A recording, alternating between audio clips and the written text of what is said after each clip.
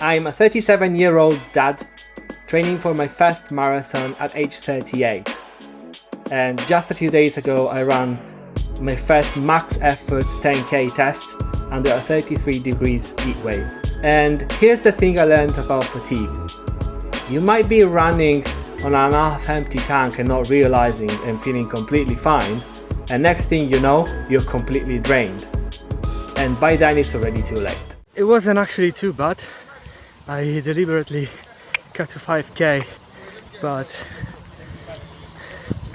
since I have a tempo coming up on Thursday and I haven't run in this kind of extreme weather for a long time, I wanted to preserve some energy. So let's see what AIsha thinks. The verdict was actually very different than I expected, because she was asking me to push harder and then I was going too slow. And the reason why she said that is because she was purely looking at the data. And the scary part is I almost believe that, but in retrospective, feeling fine doesn't necessarily mean you can push harder. And that was a red flag that AIsha didn't pick. It tells you to push harder when your body says stop.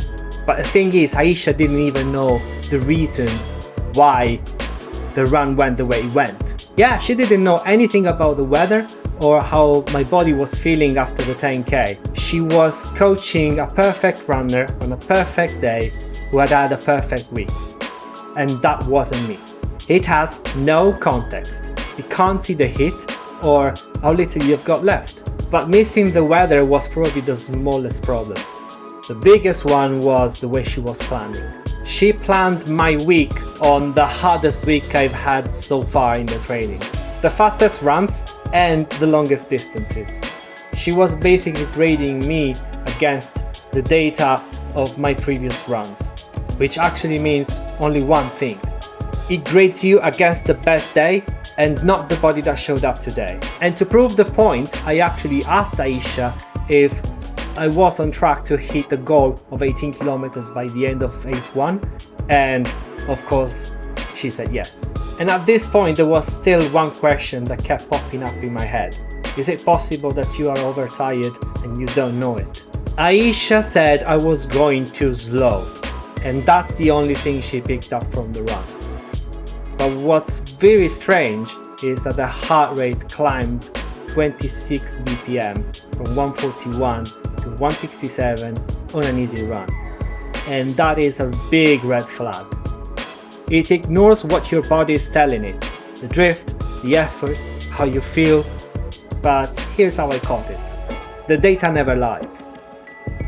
The heart rate is the thermometer of your fitness state, and it's the first thing that tells you something is wrong even before you feel it. And feeling fine during an easy run when your heart rates go through the roof, it means that you're not fine. And to prove my point, this is not the first time my heart rate suggests something is wrong.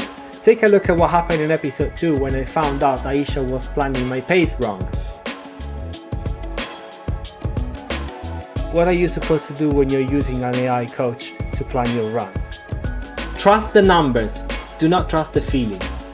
And if you do use AI tools, make sure they take into account every single important factor, like weather, like fatigue, like sleep, you name it.